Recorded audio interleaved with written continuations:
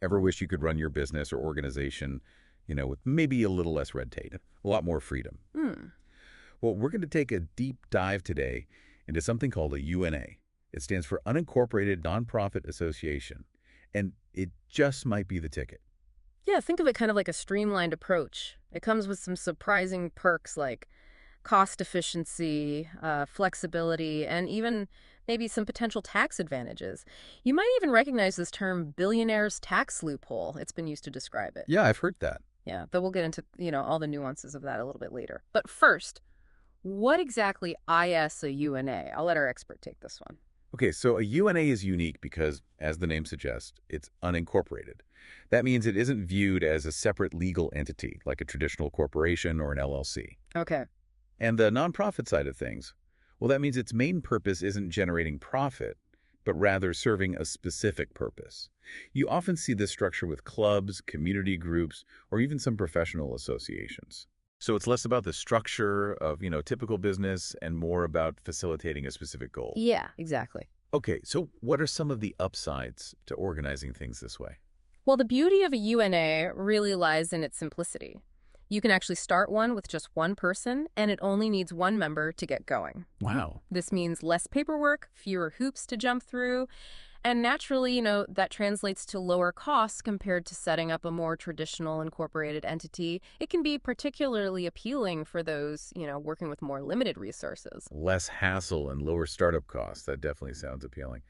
But what about day-to-day operations? Does a UNA offer more flexibility there as well? Absolutely. With the UNA, you have the power to set your own rules, you determine how things run. You aren't as bound by the typical corporate laws, which can be a huge advantage for those wanting to align their operations with their specific mission and values. That makes a lot of sense. Now, you mentioned potential tax advantages earlier. Can you shed some light on those? Is the billionaire's tax loophole nickname accurate? While it's certainly not like a guaranteed loophole, there is some truth to it. Depending on your jurisdiction and the specific purpose of your UNA, you might be eligible for certain tax exemptions. Okay. It's important to note that these are often tied to educational or charitable activities. For instance, a UNA focused on providing, let's say, free educational workshops to the community might qualify for certain exemptions that a for-profit business wouldn't. Plus, the IRS will issue a TID, a taxpayer identification number, for your UNA, giving it a degree of legitimacy. So there is a potential for tax benefits, especially if your UNA is focused on, serving the community in a certain way. This is making UNA sound pretty attractive. Are there any potential downsides we should be aware of? Well, there are always two sides to every coin, right? Oh. One potential drawback is that UNAs often have limited access to capital markets. Because they aren't incorporated, they may not be as appealing to traditional investors or lenders, which can make securing large loans challenging. That's a good point.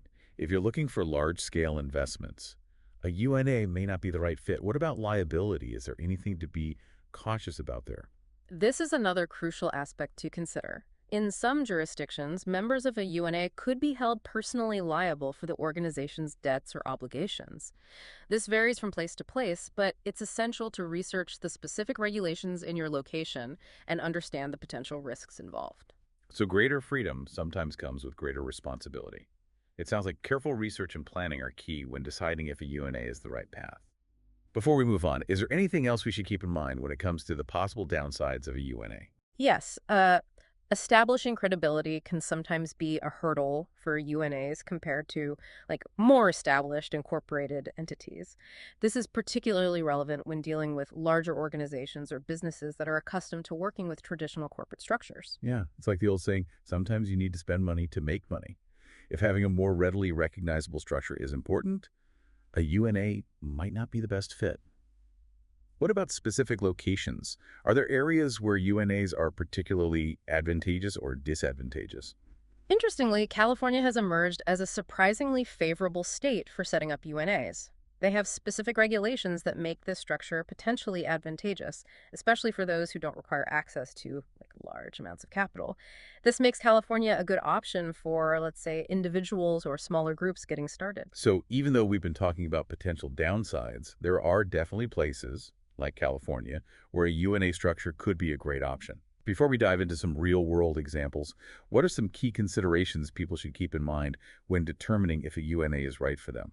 I think the most important thing is to get like crystal clear about your goals and values. What are you hoping to achieve with this organization? What principles are non-negotiable? Once you have a solid understanding of your why, you can start to see if the UNA structure aligns with that vision. That makes sense. It's making sure the foundation is strong before you start building. What are some of the questions people should be asking themselves during this process? Well, consider your need for outside funding. Are you planning to, bootstrap this venture, or are you seeking large-scale investments? If it's the latter, a UNA might not be the most suitable option, given the potential challenges with accessing capital markets. So knowing how you're going to fund the project from the start is essential. What about the legal and operational aspects? What should people be thinking about there? Research the specific regulations in your state or jurisdiction. Remember, some places like California might have a more favorable environment for UNAs than others. And I can't emphasize enough the importance of consulting with, legal and financial professionals. They can help you navigate the intricacies of setting up and running a UNA, ensuring you're, dotting all your I's and crossing your T's. It's like having a seasoned guide when you're exploring uncharted territory. They can help you avoid the pitfalls and make the most of the unique advantages a UNA offers. Now, you mentioned real-world examples earlier.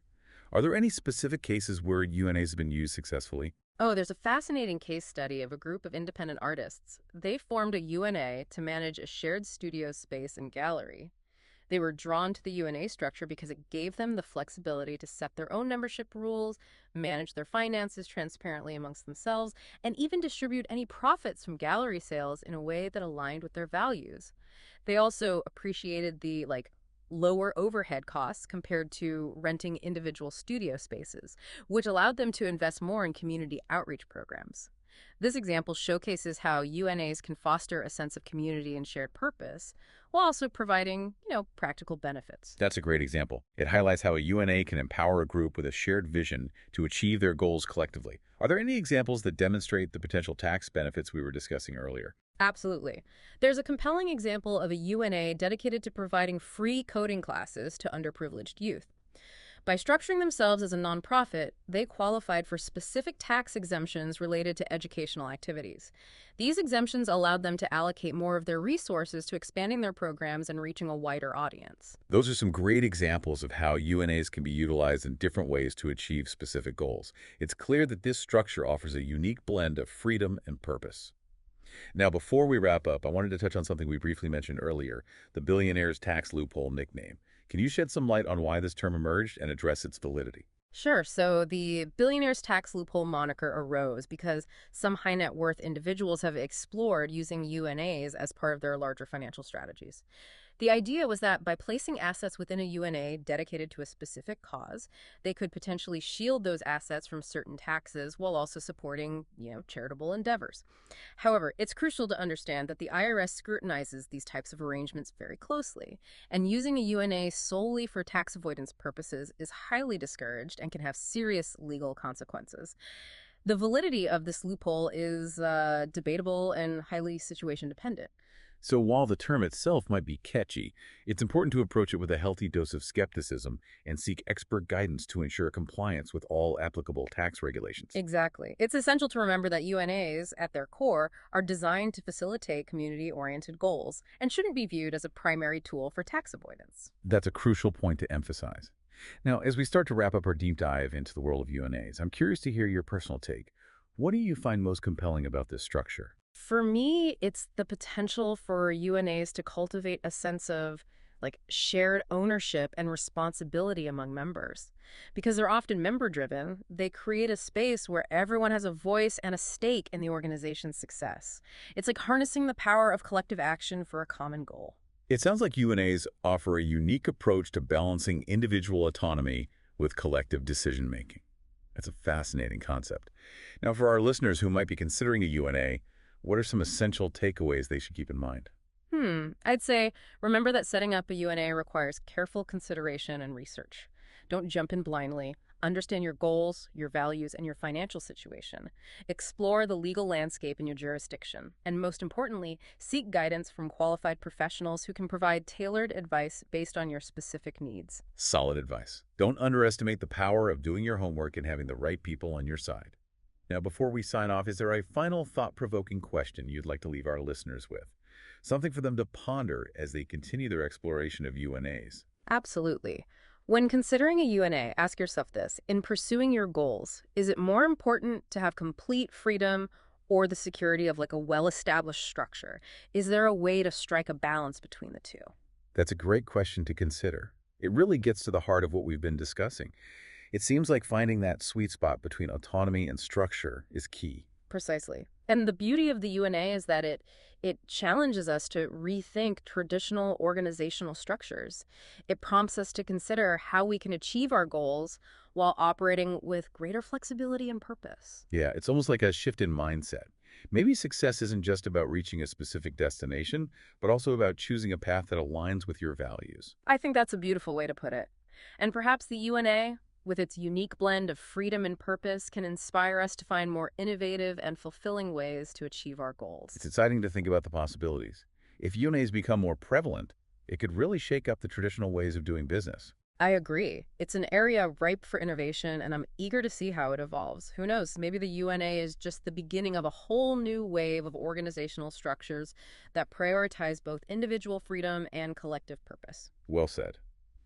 As we wrap up this deep dive into the world of UNAs, I want to thank you for sharing your expertise and insights. It's been a fascinating conversation. It's been my pleasure. I always enjoy exploring these unconventional paths and considering how they might shape the future. And to our listeners, if you're feeling inspired by the possibilities of a UNA, I encourage you to continue your research, reach out to experts, and most importantly, trust your gut. And remember, the journey of building something meaningful is rarely a straight line. Embrace the challenges, stay curious, and don't be afraid to explore those less traveled paths. You never know what you might discover. That's a great note to end on. Thanks for joining us on this deep dive into the world of UNAs. Until next time, keep learning, keep exploring, and keep building.